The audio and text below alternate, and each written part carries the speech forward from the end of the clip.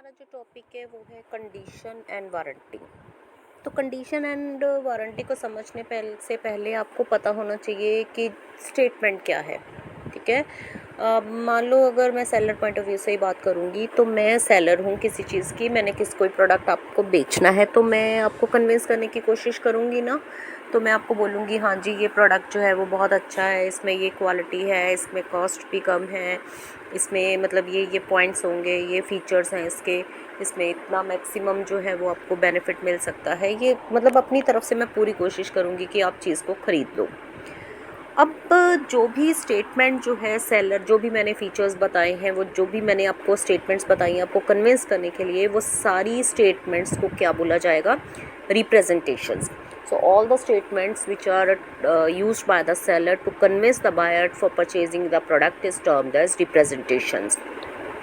अब जैसे सैलून के केस में ले लेते हैं जी, मान लो मेरा पार्लर ही है तो मैं कोई प्रोडक्ट बेच रही हूँ तो मैं ऑब्वियसली कन्विंस करूँगी कि हाँ जी ये प्रोडक्ट ले लो आप, ये बड़ा अच्छा है, इसमें आपका ग्लो भी आएगा, खर्चा भी कम है, ये आपकी गारंटी भी है साल की, और ये आप 3-4 बार यूज़ कर लोगे, मतलब साल में, मतलब चाहे फेशियल किट ले लो या कुछ भी ले लो। तो इस तरह से मैं कन्विंस करूँगी।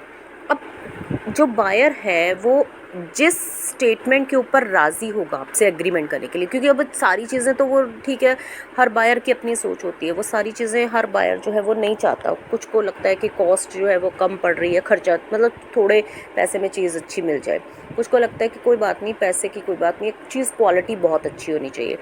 तो जो भी टर्म्स के ऊपर वो आपसे एग्रीमेंट करने के ऊपर राज़ी हो जाएगा, जिन स्टेटमेंट्स के ऊपर आउट ऑफ 10 स्टेटमेंट्स अगर उसको 2 स्टेटमेंट्स अच्छी लगी है ना आपकी, उन्हीं के ऊपर वो राज़ी हो गया, तो वो 2 स्टेटमेंट्स जो हैं वो आपकी कहलाएंगी स्टिपुलेशंस।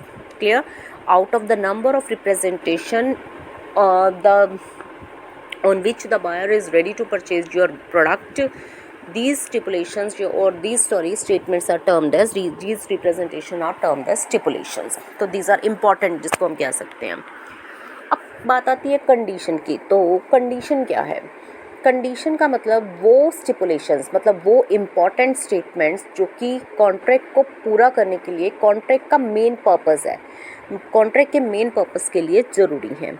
अगर वो मेन पर्पज़ पूरा नहीं होता, या जो स्टेटमेंट में कॉन्ट्रैक्ट में वो टर्म मेन है अगर वो पूरी नहीं होती, तो आपका कॉन्ट्रैक्ट जो है वो कैंसिल हो सकता है, कॉन्ट्रैक्ट रेपुडिएट जो है वो हो जाएगा, वो कॉन्ट्रैक्ट पूरा, और जो बायर है वो आपके ऊपर केस कर सकता है, मतलब कॉन्ट्रैक्ट पूरा नहीं करेगा, वो मना कर सकता है उस चीज़ से। और कुछ ऐसी स्टेटमेंट्स होती हैं जो कि कॉन्ट्रैक्ट के मेन पर्पस के साथ ही जुड़ी होती है। मेन पर्पस तो नहीं होता वो कॉन्ट्रैक्ट का, लेकिन उसके साथ ही जुड़ी हैं। अगर मेन पर्पस पूरा हुआ और वो साथ में वो भी पूरी होंगी, लेकिन फ़र्क सिर्फ इतना है कि अगर मेन पर्पस पूरा नहीं होता तो आप कॉन्ट्रैक्ट कैंसिल कर सकते हो एज ए बायर। लेकिन अगर वो जो साथ में जुड़ी हुई स्टेटमेंट है या वो रिप्रेजेंटेशन पूरी नहीं होती, स्टिपुलेशन पूरी नहीं होती, तो आप डैमेज क्लेम कर सकते हो। तो उस जो स्टिपुलेशन जो साथ जुड़ी है, which is main collateral to the main purpose, that is termed as warranty.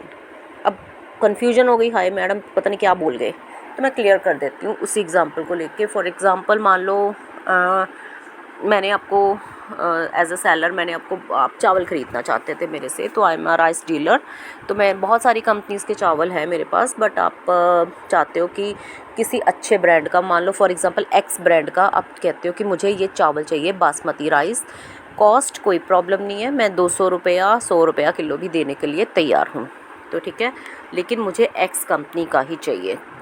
ठीक है, और अगर आपके पास एक्स कंपनी का है तो मुझे अगले 15 दिनों के अंदर भिजवा देना।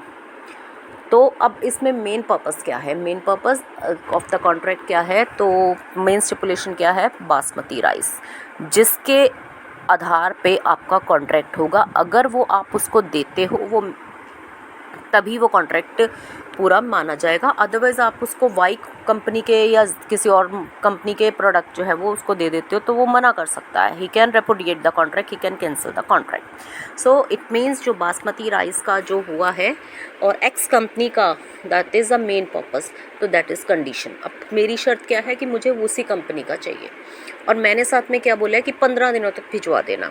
तो वो जो 15 दिन है, दैट इज़ ये कोलैटरल है। अब मेन पर्पस ही अगर कैंसिल हो गया तो वारंटी का तो बात ही नहीं रही।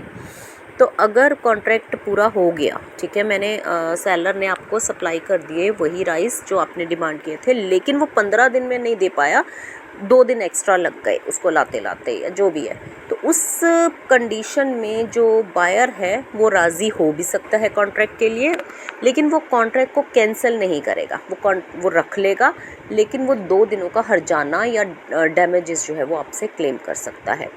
तो वारंटी और कंडीशन में फ़र्क इतना है कि वारंटी के केस में जो बायर है वो डैमेजेस क्लेम कर सकता है, लेकिन कंडीशन पूरी ना होने की शर्त पे वो आपका कॉन्ट्रैक्ट जो है वो कैंसिल कर सकता है।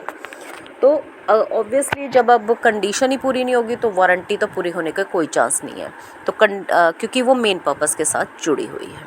तो होपफुली आपको क्लियर हो गया होगा। तो दोबारा से मैं बोल देती हूँ कि रिप्रेजेंटेशन का मतलब स्टेटमेंट्स, ऑल स्टेटमेंट्स, ठीक है, उनमें से जो इम्पॉर्टेंट स्टेटमेंट है दैट इज़ टर्म्ड स्टिपुलेशन, और स्टिपुलेशन में से जो सबसे इम्पॉर्टेंट है, जो असेंशियल है मेन पर्पस के लिए, वो कंडीशन, और जो मेन पर्पस के साथ जुड़ी हुई है वो वारंटी।